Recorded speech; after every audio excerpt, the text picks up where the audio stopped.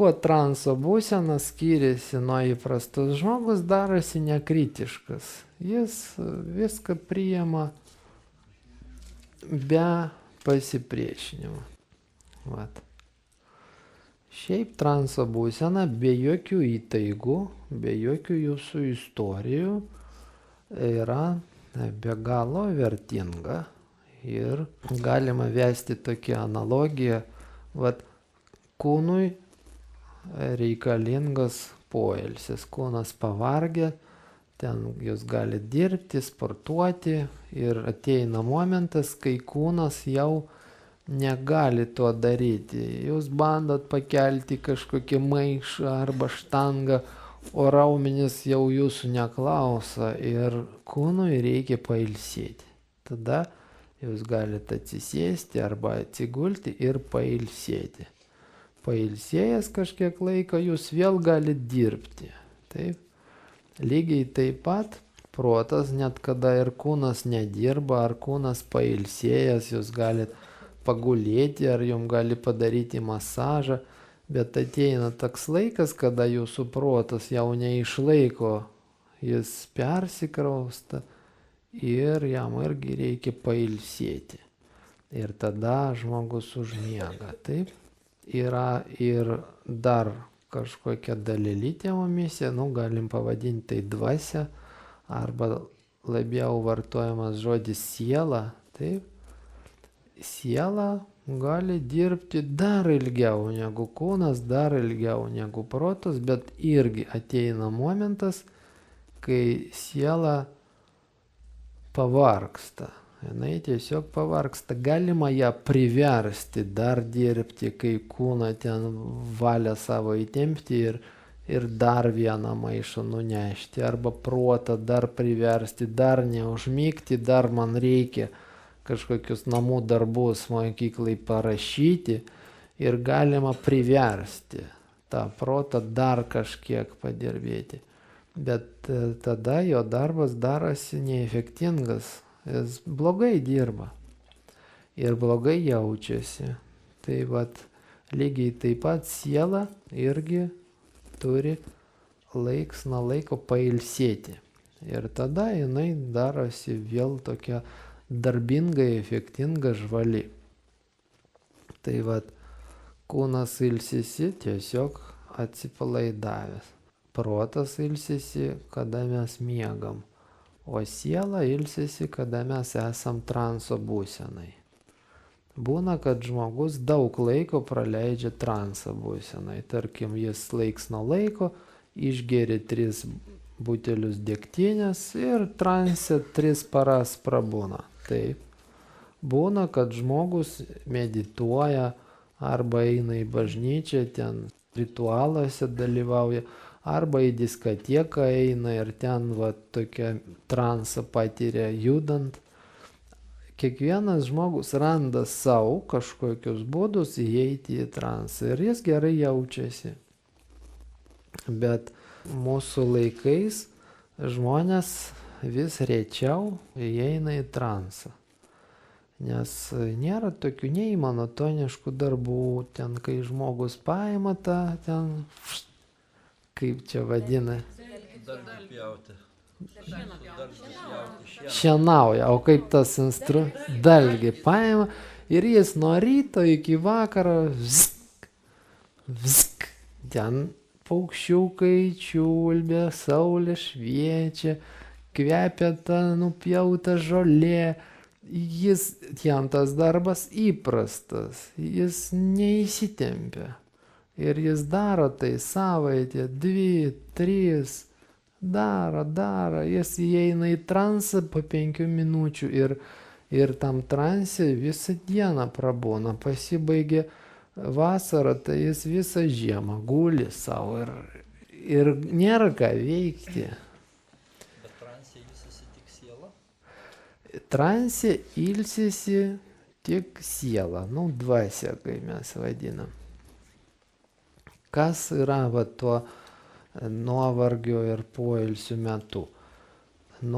Raumuo dirbant išnaudoja atsargus maistinių medžiagų, ten glikogeno, deguonies, gliukozės.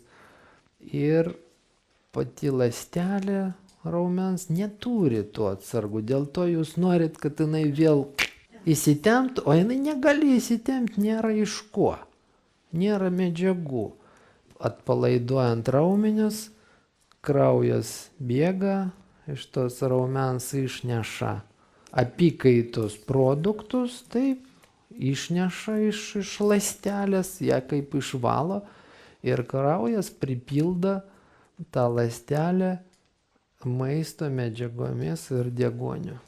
Ir ląstelė vėl padaro savo atsargų, apsivalo, gali dirbti toliau. Čia miego metu. Čia relaksacijos metu. Pavargsta tau ranka, tu gali dirbti su kita ranka, o šitą tuo metu ilsisi ir praeina laikas, vėl paimi tą gantelę ir šitą ranką gali dirbti. O šitą ilsisi. Taip? O kas protė ten darosi lygiai taip pat. Mes gaunam informaciją, gaunam ir apdorojam ją. Informacija tai yra protui toks maistas. Ir kada protas persipilda jau savo veiklos produktais, jam reikia kažkur iškrauti tas produktus, iškrauti, atiduoti kažkam. Kaip, kompiuterinė kalba labai tinka čia, nes mes labai panašiai padaryti. Pas mus yra smegenyse tokia aktyvi zona, kuri dirba su informacija aktyviai. Aš jūsų matau, jūs mane klausat, jūsų smegenų žievės zona dirba su to, kad tą informaciją priimti ir ją apdoroti, suvirškinti. O yra ten giliau, po žievės, šitam daly, yra labai didelis ląstelių kiekis, tokia saugiklė informacijos, didelė. Daug milijardų kart didesnė negu ta aktyvioji zona, negu tas, kaip kompiuterį procesoris yra, taip? O šita saugiklė kaip kompiuteriai Winchesteris, kur daug yra vietos, tai kada mes miegam, mes iš to savo aktyvios zonos, iš to dienos įvykių į tą Winchesterį perkraunam, perrašinėjam visus svarbios išvadas, visą savo proto veiklos produktus svarbius ten perrašinėjam, o nesvarbius mes tiesiog ištrinam, išvalom. Dėl to mes taip gerai prisiminam viskas, kas šiandien buvo, nuo ryto iki vakaro. Ir labai blogai prisiminam, tarsi nebuvo ten už praeitos savaitės kažkokio antradienio įvykių. Mes pabandysim prisiminti, ką buvom apsirengę, ką valgiam, kur ėjom, ką telefonu kalbėjom, neprisimenam. Bet jeigu buvo kažkas svarbaus tą dieną, praėjęs laiką, mūsų aktyvioji ta dalis, kaip kompė procesoris, ras ten Winchesterį, tą svarbiausią informaciją ir ištrauks vėl kaip jinai bus kaip šios dienos. Jūs prisimenat, tai bus šiandieninė informacija. Bet tai bus ne visą tą dieną, tas užpraeitas antradienis, o tik tai vertingiausia kažkokia maža dalelytė iš tų 16 valandų, gal kelias 10 sekundžių ar kelias sekundžių lieka ten Winchesterį. O yra tokių dienų, kada visiškai nieko nebelieka. Taip? Ir kada proto ta aktyvioji dalis perkrauta, žmogus visiškai negali priimti informacijos, duoti jam didesnį informacinį srautą, jis tiesiog atsijungs. Vairuotojas už vairo sėdi ir vizualinės informacijos faras naktį jam šviečia ir jis mato tą sunkvežimą, girdi ten bėbė ir važiuoja ir jis atsimerkęs miega. Važiuoja po tą sunkvežimą, nes jis niekaip negali, jis perkrautas viskas, kaip pilnas butelis. Tu gali jam rėkti, pypinti, nesvarbu, netelpa nei lašo informacijos daugiau, protas negali. Reikia bent kažkiek laiko, va, 2 sekundės protas jau spėjo dalis išmesti nereikalingas informacijas. Ir va tada tiek atsilaisvina, jis sekundę pramiegoja, po to taip ir gali ten jau išvairuoti, kažką padaryti, praeina dar 3-5 minutės, vėl jis taip, op, ir užmiega, vėl vairuoja toliau. Taip, vairuotojai supranta, apie ką eina kalba. Arba tai gali būti ne tik už vairo, tarkim, universitete dėstytojas ten, kokia, nežinau, jūros periodo paleontologiją dėsta. Ir tu klausai. Ir tau gali būti ir įdomu, bet ašaras net pradeda bėgti ir vis tas profesorius, jų jau 2 profesorių ir išsijungi ir perkrauni greitai, va, ten. Tu gali per, tikrai sekundę kartais, 10 sekundžių ir atsibundi, tu jau visas toks žvalus, taip, protas kažkiek atlaisvino erdvės, prašom, gyvenkit toliau.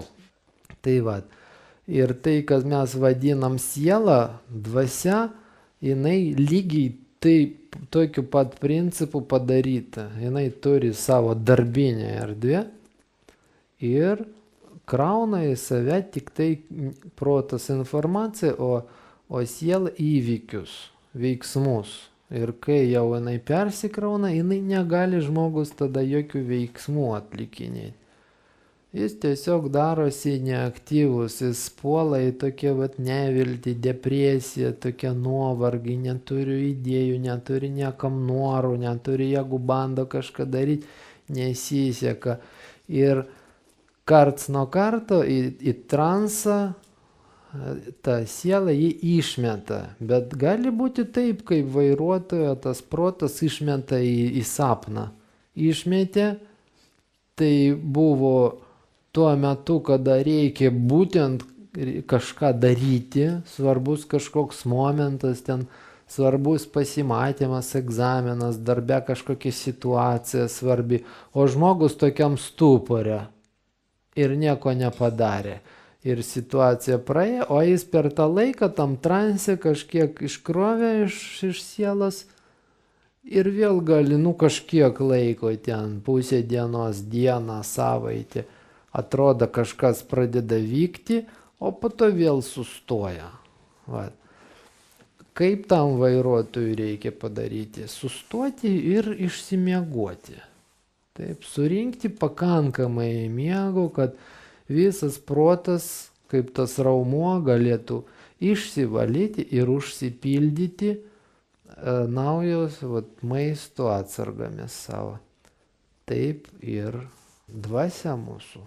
Jai būtinai reikalingi tie pasinėrimai į transą. Dėl to visais laikais mokytojai stengiasi, darė tai, sukurdavo sąlygas, kad visi žmonės galėtų atsidurti transo būsenai. Taip, visokie ten ir pagoniški ritualai, ir po to jau atsiradęs krikščionybei, religiniai ritualai, visokie meditatyvinės, visokiausios rūšies praktikos. Visą tai galimybė žmonėm masiškai transo būseną patirti. Tai transo būsena yra labai svarbi, kaip maistas, kaip miegas. Labai svarbi. Mūsų laikais žmonės gaili laiko tam, tiesiog gaili laiko. Nėra laiko. Gyvenimo tempas labai greitas. Ir kaip taip prasėdėti 40 minučių tiesiog prasėdėti žiūrint į sieną, pavyzdžiui. Taip kaip prieš ten keliasdešimt metų paleidžia šeimininkė kokią skalbimo mašiną maliutką. Taip, ir jinai sėdi ir žiūri, kaip jinai ten dreba. O kodėl? Todėl, kad nėra ką veikti daugiau. Nu, nėra ką veikti. Televizorius ten 2 kanalai, pirmas ir antras. Ir ne vienam, ne kitam nieko nerodo, tik tai rodo lentelę su... Taip, nes nuo 7 tik prasidės laida ten kažkokia. Po to programa Vremia ir filmas. Tai viskas. Vat. Mobiliakas tyli, nes jo nėra. Vat. Suprantat? Internetas nepajungtas, nes jo irgi nėra. O ten aš jau nekalbu prieš 100, prieš 2, prieš 300 metų. Žymiai mažiau įvykių buvo. Suprantat, tai jungti muzikytę, tai reikia surinkti 70 muzikantų, kad pagruotų, suprantat. Vat. Ir informacinė srautai buvo žymiai mažesni ir transui žmogus žymiai daugiau turėjo laiko, jis priverstas buvo net būti transe ilgą laiką. Šiandien mums yra labai didelis transo būsenos deficitas beveik visiems žmonėms. Dėl to labai dažnai būna, kad žmogui nieko daugiau nereikia iš terapeuto, tik tai ateiti ir atsidurti transe, kaip išsimiegoti, kad dvasia galėtų išsimiegoti, pasisemti naujų jėgų. Ir labai dažnai to ir užtenka. Dėl to... Tai koks tas pagrindinis šalutinis poveikis, jeigu yra, reiškia, didžiulis trūkumas, neveiks mums žmogus, nieko nebegali. Taip, žmogus nieko negali daryti. Ne tai, kad jis negali su kastuvu kasti, tai nėra veiksmas. Įvykis tai yra tai, kas kažką keičia mūsų gyvenime, taip kažką keičia. Jeigu tu ten atsibundi ryte, žadintuvas skamba, tu važiuoji į tą patį darbą, ten su tais pačiais žmonėms, darai tą patį, ten kažkokius, nežinau, prie staklių kažkokius ten lentas, ten kažkokios spintos surinkinėjai arba kažkokios ten ataskaitos buhalterinius darai. Tai neįvykiai. Niekas nesikeičia, kaip užvakar buvo, kaip prieš savaitę, taip ir šiandien, taip ir rytoj, ir poryt. O įvykis tai, kas keičia kažką tavo gyvenime. Kai atsitinka kažkas, ko vakar ir užvakar ir prieš savaitę nebuvo. Ir nuo ko tavo gyvenimas jau bus kitas. Suprantat? Jeigu tu ten... ne iš jo, ne iš to nueisi ir užsirašysi į ten, nežinau, pilvo šokio būrelį. O tai bus įvykis. Nes tu niekada to nedarėjai. Ir tu visada vakarais sėdėjai prie televizorio, o dabar vakarais eisi savo pilvą judinti. Ir kol tas veiksmas nepasidarys tau įprastas, tai bus kiekvieną kartą įvykis. Pasidarys įprastas, taps vėl rutina. Tai ta jėga, kuri leidžia mums įvykį sukurti, tai yra mūsų dvasia. Taip, dvasinė energija. Jėga, kuri skatina mus kažką gyvenime keisti, ieškoti kažko naujo. Pereiti arba sulaužyti tų įprastų įvykių rėmas, peržengti savo ribas.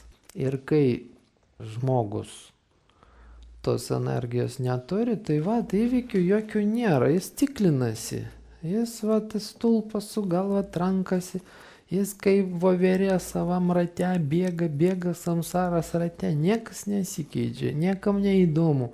Gera jam bėgti tam rate arba bloga, o išeiti iš to rato nėra jėgų. Tai transas tai yra būsena, kada žmogus iš savo to ėjimo ratų išeina ir bent jau situaciją rate įvertina, pamato ją, kad vat aš visada rate, o dabar žiūriu į tą ratą iš šalies. Be to, nu tai jau yra gal ezoterinė informacija, ne mokslinė, o ezoterinė. Kiekvienas žmogus yra pasaulio dalelytė, kaip mūsų kūne yra, tarkim, ląstelės. Taip?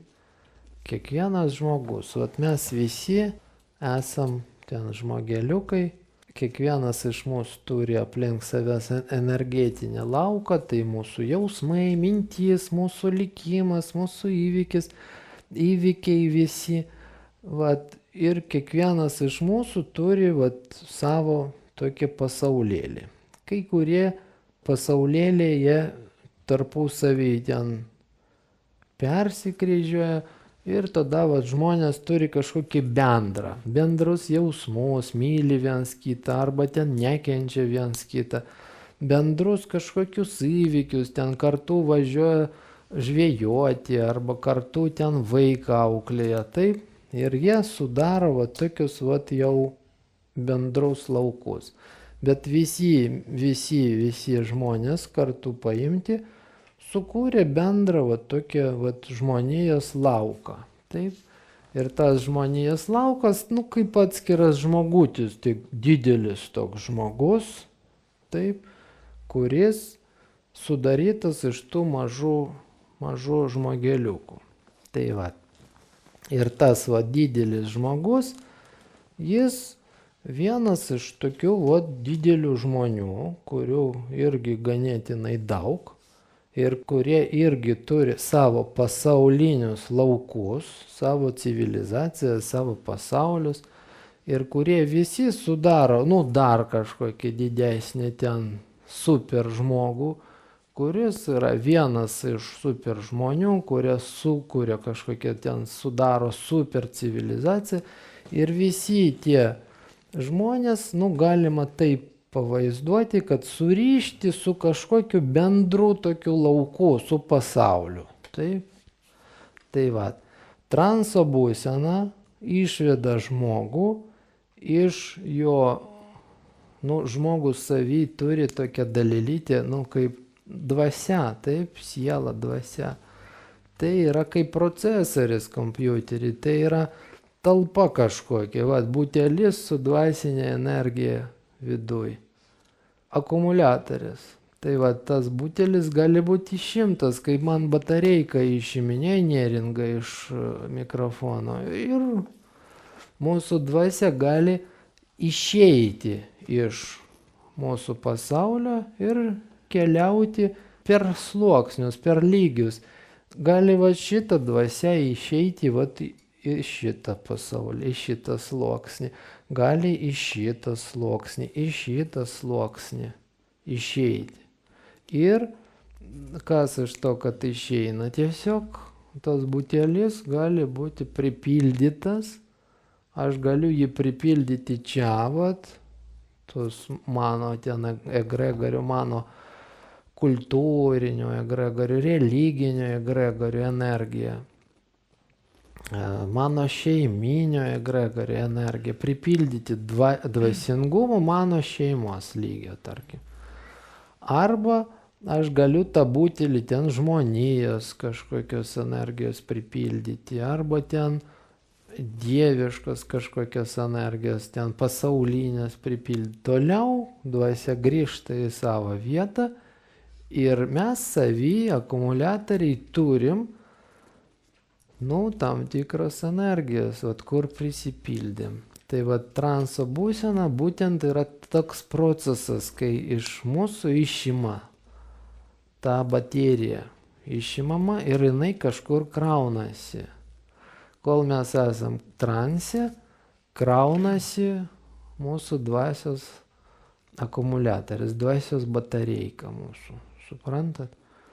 Va, dėl to transo būsena duoda mum tokios galimybės, kurioj erdvėj jūs kraunat savo batareiką, įeinat jūs į transą, tarkim, simfoniniam orkestro koncerte, filharmonijoje, jūs į muzikinę egregoriją, į kažkokią visų muzikantų erdvę kraunat savo batareiką. Išeinat į transą kažkur ten bažnyčiai, jūs į ten katalikiškoje egregoriją, į visų ten tų katalikų didelę batarėją pasijungiat ir kraunat ten. O ten tai jau energijai viskas yra. Tai yra jų, kas viskas? Tai yra dvasinė energija, jėga leidžianti įvykius, pokyčių ieškoti. Tai katalikiškas egregoris skatina jūsų ieškoti vienų kažkokių įvykių, veiksmų, pokyčių. Muzikinis egregoris kitų, domėtis muziką, eiti užsirašyti ten į ten kokios fleitos grojimo būrelį. Taip, ten kažkoks mokslinis egregoris pakrauna jūs ten norų nagrinėti pasaulį, jūs užsirašote astronomijos būrelį, tarkim. Ir kokia energija pasikrauna jūsų ta saugiklė, tokia jūs įgaunat karmą, tokia įgaunat polinkį kažką veikti, kurti įvykius atitinkamus. Tai dėl to transo būsena, jinai visada, bet kuriuo atveju, pakrauna jūsų akumuliatorių, jūsų dvasinį akumuliatorių, dvasinę energiją. Kokioj erdvėj jūs transą įeinat? Lems būtent, kuo jūsų butelis bus pripiltas – Coca-Colas, vandens arba ten morkų sulčių. Arba, jeigu jūs į transą įeinat ten degtinės išgeręs, tai degtinės bus pripilta. Taip, prisijungit prie kažkokio egregorio, prie kažkokio ten visų degtinį geriančių žmonių, tarkim, ketinimus, svajonės, emocijos, mintis, patirtį. Išgeręs degtinės prisijungit prie visų geriančių žmonių, egregorio. O ten jie daug ką padarė per 7-8 tūkstančių metų. Tas egregoris egzistuoja ten nuo pirmų misterijų tam Bachusui, kiek žmonių pasijungdavo prie to egregorio, išgerdavo, kuri ten dainavo dainas, šoka, žudė žmonės, įsimylėdavo. Ir visą tai kaip į vieną ten ežerą, į vieną tokią jūrą, į vieną talpą kaupėsi. Visi tie žmonės nori to. Sukūrė egregorinę tokią dvasią, savo egregorio bateriją. Tos bendrijos tokia baterija, suprantat, ta cisterna, iš kurios galima pildyti buteliukus. Ką toj cisternai įpilta? Vynas, vanduo, Coca-Cola, muzika, mokslai, Ir ta cisterna turi savo karmą, bendrą karmą visų žmonių įeinantis, naudojantis ją.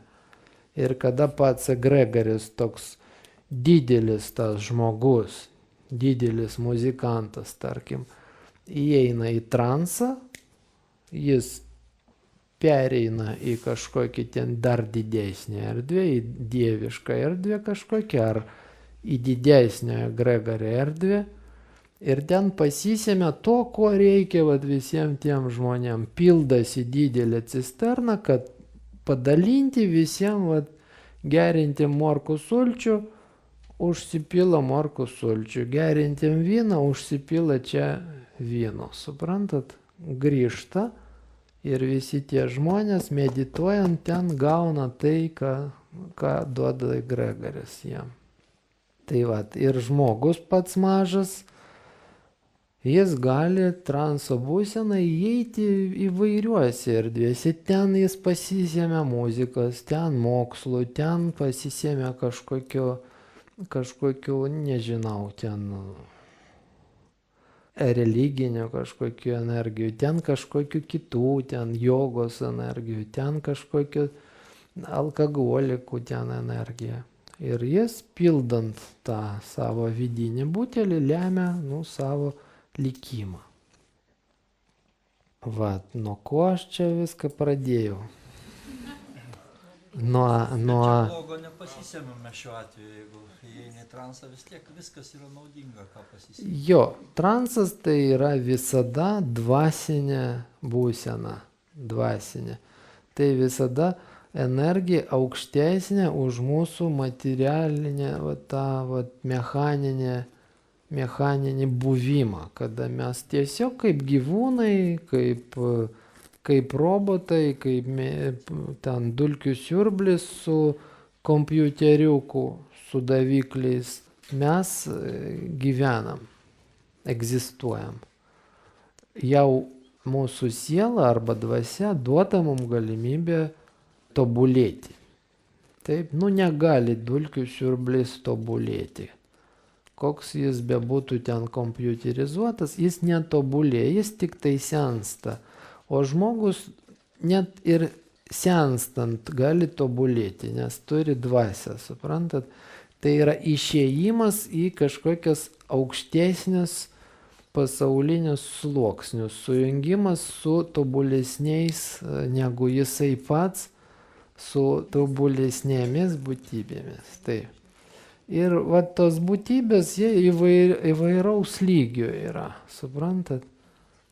Ir žmogus, kokio lygio jis yra, būtybė tokio lygio, ten tobulesnė, yra būtybė tokio lygio, ne tokia tobula kaip šitas, tobula gal ne tas žodis, netikslas, bet čia viskas klausimas yra vibracinių dažnių. Šita greitesnė negu šita, taip. Vibruoja greičiau tiesiog. Yra grubi vibracija, ten grubus jausmas, baimė, tarkim, yra subtilesnė džiaugsmas. Tai šitas moka džiaugtis, o šitas tik bijoti. O šitas visiškai jausmų neturi, tik pojūčius. Jis šalta šilta atpažina, o gerai blogai ne. O šitas jau atpažina blogai arba neblogai. O šitas jau atpažino blogai arba gerai. O šitas jau atpažino, kad arba gerai, arba super labai ten turba gerai. Suprantat? O tas jis jau visus gerumus, nėra nieko geresnio, negu jis savy turi, tarkim. Taip. Ir žmogus, jis iš šito pasisėmė. Iš šito pasisėmė, čia bijoti išmoksta, čia džiaugtis, eina dar kažkur aukščiau kurti, ten paėmė kūrybinę energiją, eina dar aukščiau sąmoningumą pasisėmė. Ir taip žmogus, auga. Būna, kad žmogus pripranta medituoti, į transą įeiti į kažkokią dvasinę erdvę, o pats transuoja. Transas tai yra pereinant faktiškai. Transas tai yra perėjimas iš kasdienybės į kažkokią kitą aukštesnę būseną. Tai būna, kad žmogus pereina čia ir čia. Ir jis savy sumaišo tos grubesnius energijos ir tos aukštesnius. Ir jis kaip suma tų energijų darosi truputį subtilesnis negu šitas pats žmogus ir truputį grubesnis negu šitas. Jis tada tarp dviejų tokių egregorių gali atsidurti. Vienas jam yra grubus, o kitas yra subtilus. Vienas jam darosi dievas, o kitas darosi jam velnias. Taip. Bet taip protis eiti ten ir apsikeisti yra. Dabar tam velniui labai svarbu su tuo žmogum kontaktuoti, nes tas žmogus velniui darosi dievas, suprantat? Žmogus savy vibracijos turi aukštesnės negu tas egregoris, kuriam jis kažkada tai priklausydavo. Kažkada tai žmogus auga ten išgėrinėjęs, tarkim, taip, nes jis tik išgerdamas galėjo pajausti drąsą, galėjo nugalėti baimę, galėjo švelnumą pajausti, ten meilė moteriai, tarkim, patriotizmą tėviniai. Blaivas ne, išgėręs taip. Tapdavo didvyriu, jis ten galėjo kažką pasiekti. O po to, augant, jis išmoko prisijunginėti prie kitų egregorių, žymiai subtilesnių, ten prie muzikos, tarkim, prie meno kažkokio, prie kažkokio dvasinio egregorio prisijunginėti. Ir po to jau jis išgeria ir jam ta būsena, agresyvi, ta grubi būsena, grubi energija, kažkada tai buvo jam žingsnis į priekį, įeiti tą agresiją ir sugebėti ten iš savo vergystės išeiti ir tapti kažkokiu ten, tarkim, laisvų žmogų ir išdrįsti gyventi laisvai arba tapti kažkokiu ten vadu ir tapti ten kažkokiu žmonių kiekiu lyderiu, tarkim, taip. Tapo jis lyderiu, tapo kažkokiu ten, nežinau, karalaičiu tokiu ir susipažino tada su menu, su muzika, su mokslais.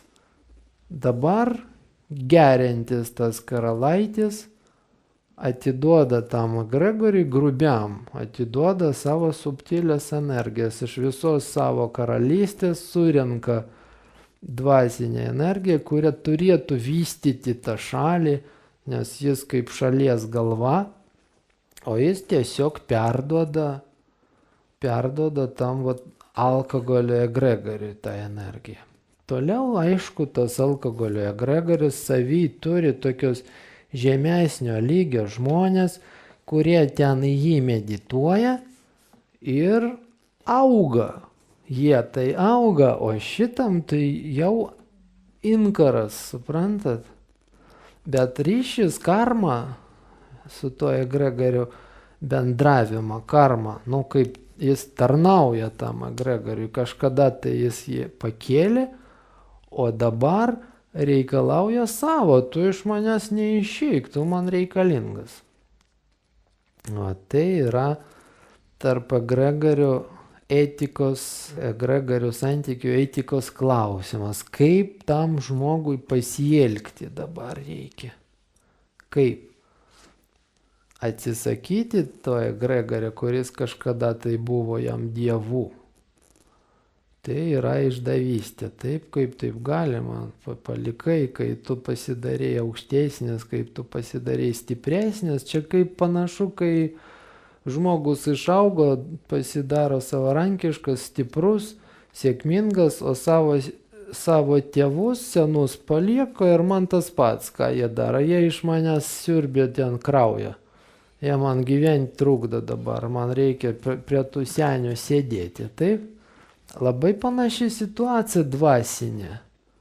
Vat žmogus ir jo kažkada tai vedantis egregoris, kuris dabar jau pasidarė grubių egregorių. Kaip tam žmogui pasielgti teisingai? Jis turi sujungimą su subtiliais egregoriais ir su grubiais. Tai vat. Kada nors gal mes apie tai pakalbėsim detaliau. Taip dariau. Noriu paklausti, kai medituoji, tai yra transas, tu patenki transą, ar tai galima sakyti meditacija? Kartais medituojant, supranti, nėra tokio, meditacija tai yra veiksmas. Vat mes kažką darom. Taip, kartais tam darėme. Vienas vadina meditacija, kada jis ten pradeda mantros, ten kažkokius kalba. Kitas, kad jis šavasaną atsigulė ir relaksuoja raumenis, vadina meditacija. Trečias, kad jis ten mokyklos jantrą pastato savo prieš nosį ir ją žiūri. Tai yra veiksmas, mes kažką darom. Va tas veiksmas gali mus išvesti į transą karts nuo karto, o gali neišvesti, tada reikia pakeisti veiksmą. Supranti? Ir mes ieškam vat, savo meditacijos būdą, to prasme tokį veiksmą, per kurį mes galim į transą įeiti, ar išeiti, gal tiksliau būtų pasakyti. Tai vat ir hipnotizierius, psichoterapeutas, tai žmogus, kuris moka į transą įvesti, išvesti kitus žmonės. Jis toks, vat, kaip palydovas. Čia darbas toks, vat, žmogus mokantis įvesti į transą. Labai dažnai, vat, sakau, daugiau nieko nereikia. Tu įvedi žmogų į transą, ten jį palieki, gali paleisti ją muzikytį kažkokią ir eik savo arbatą gerti. Jis po transo, ką jūs man darėt, man taip dabar gera gyventi pasidaro. Jis kaip prisipildė tiesiog. Vat, aišku, idealė, labai gera, jeigu pats hipnotizierius, jis, truputį subtilesnių energijų savy turi, negu žmogus, kuris ateina pas jį pagalbos ieškoti. Taip? Ir yra psichoterapeutų labai įvairių lygių, yra kažkokios babulkos, kurios ten koduoja nuo отсупружеских измен заговаривают, kaip čia. Ten ateina tokia moteriškė nelabai ten, kaip sakant, aukšto lygio ten mąstymo, visa bijanti visko ten, visa tokia vat, vyras ten kitą žiūri, jinai veda į transą, kad padėti į savo egregorį išeiti, tos moteriškės, į religinį, į šeiminį, rasti resursus naujus. Transas visada duoda mums naujus resursus, kaip pildą. Rasti naujus resursus, kažkokiu veiksmu imtis. Tas vyras išėjo, kažkągi reikia gyventi, reikia ne prie to stulpo, bum, bum, su kakta, o reikia kažką padaryti, kad gyvenimas imtų tęstis, suprantat? Va. Būna aukštesnio lygio, ten tų transą nešančių žmonių, ten pas vienus eina su psichiniam problemam, pas kitus su fiziniam, pas trečius su dvasiniam problemam. Yra žmonės palydovai. Palydovai, va aš į tokią erdvę tave galiu nuvesti, į tokią galiu nuvesti, į tokią. O šitas, va į tokią gali erdvę nuvesti. Suprantat, kaip gydai. Va šitas ekskursija prie piramidžių veda, o šitas ekskursija per, pazlaičnam miestam Paryžą, tarkim, kaip čia išversti. Per visus ten по всем публичным домам старого города, kaip čia. Viešnamios, taip. Tai va, žmogus visada gerai jaučia, tikrai jaučia, ar jis atėjo prie savo lygio palydovo ar ne, ar jam per žemai, ar jam per aukštai. Jis gali gauti kažkokios energijos, kurios jis nemoka jos dar panaudoti. Kaip dulkių siurbliui 220 duodi, jam faina, jis burba, jis patenkintas. Duok jam internetą pajung, jis... Kokas čia, man tai siurbt nepadeda visiškai, man čia tas pats. Atrodo, ten kažkas stengiasi, nuimk, prašau, va tau. Perpumpavau tau 6 gigabaitus visokios informacijos geros. Kitiem būtų super, o dulkių siurbliui sako, mane apgavo. Nieko man nedavė jisai. 100 litų paėmė, o nieko nedavė, suprantat? Tai vat būna ir savo lygio. Ne per žemo ir ne per aukšto. Ir žmogus tai jaučia. Jaučia, kaip jaučia maistas, ar tinka man ar ne, ar man skanu ar ne. Paimti tas juodos duonos gabalas su šiaudais, ten su akmenukais miltuose, paimti ir valgyti, ar man tai tinka. Nesvarbu, kad ta silkė jau surūdyjas, kažkam jinai labai skani ir ta juoda duona Dievo dovana. O kažkam ne, o kažkam ten kažkokių austrių paimti ten ir mėgautis, koks čia, o kitas paima tas austrius ir galima jos gyvy, kaip galima, čiagi šlikštų, man cepeliną duokit, tai aš suprantu maistas, suprantat, ar vėdarų kokių. Ir kiekvienas iš mūsų savo tą maistą moka atpažinti, kad čia man vertinga, man tai skanu yra. Suprantat? Tai va. Aš manau, kad atitinkamo maisto gavat šiandien ir kažkiek prisipildyt. O dabar galim, ten arbatos yra agregatai, galim padaryti arbatėlės. Padarysim kokių 15 minučių pertrauką ir prie praktikos pereisim.